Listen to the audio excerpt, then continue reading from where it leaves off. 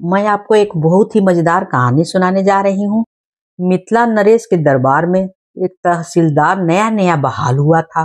लोगों से जबरन मालगुजारी वसूल कर वह महाराज के नजरों में बहुत ही महत्व बढ़ाना चाहता था। लोग इसके रवैये से बहुत दुखी थे। तहसीलदार गोनू झा के गांव में पहुंचा और वहां भी अपने रुतबे का रोप जमाने लगा।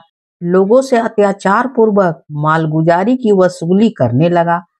दबाव बनाकर उसने कई बकायेदारों के फसल कटवा लिए। बात गोनू झा तक पहुंच गई। गोनू झा उस गांव वालों के साथ वहां पहुंच गए। गोनू झा और उसके साथ आए आदमियों ने तहसीलदार को नमस्कार किया। उस समय तहसीलदार कुर्सी पर बैठा हुआ था, धूप सेक रहा था। उसने गांव वालों के देखकर अपनी दाढ़ी सहलाते हुए कहा, इस समय आप लोग यहाँ क्यों आए हैं, बताइए। गोनू झा ने बात की कमान संभाली और कहा, कल दरबार में महाराज आपकी प्रशंसा कर रहे थे कि आप जब से यहाँ आए हैं राजकोष में तेजी से वृद्धि हुई है, इसलिए मैं आपसे मिलने आया हूँ। ये गांव वाले भी आपके दर्शन के लिए उपस्थित हुए हैं। गोनू झा की बातें सुनकर तहसीलदार की अकड़ और बढ़ गई। गोनू झा की बातें सुनकर तहसीलदार की अकड़ और बढ़ गई। तभी गोनू झा को कुर्सी के पास एक बाल दिखाई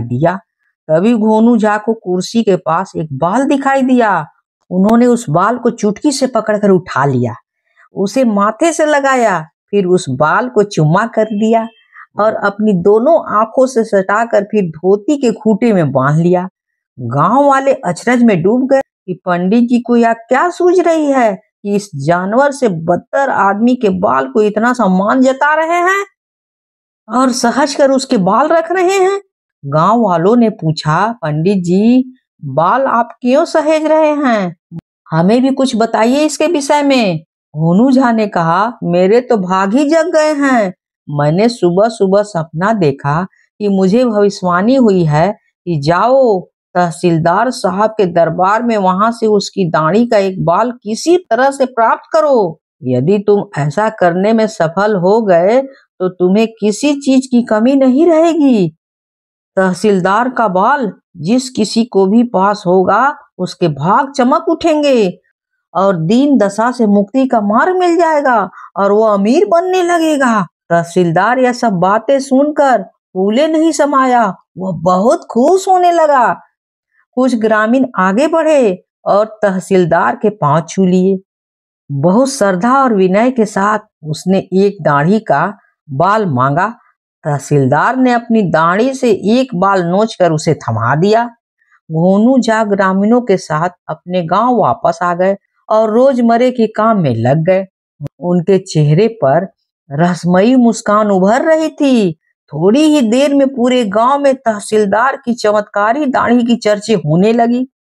पूरे गांव तहसीलदार के आवास पर उमड़ पड़ा। पहले तो तहसीलदार ने कुछ लोगों को अपनी दाढ़ी से बाल खींच खींच कर दिया, मगर मांगने वाला का सैलाब उमड़ता ही जा रहा था।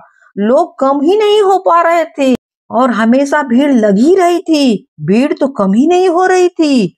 गोनू झा ने तहसीलदार को सबक सिखाने का बिना कुछ कहे जो नुस्खा आजमाया, उसका अंतिम नजारा यही था कि तहसीलदार भागा जा रहा था और उसकी मुक्ति दाहिनी दाढ़ी का एक बाल पाने के लिए ग्रामीण उसके पीछे दौड़ रहे थे। तहसीलदार के पास जो भी पहुंचता तहसीलदार की दाढ़ी नोचने लगता।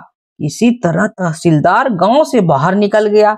उसने अपने सामान को चपरासियों को भेजकर मंगवा लिया और फिर गोनू झा के गांव में मालगुजारी वसूल करने जाने की कभी हिम्मत ही नहीं कर पाया। वह तो बिल्कुल डरा हुआ था और गांव को छोड़कर भाग गया।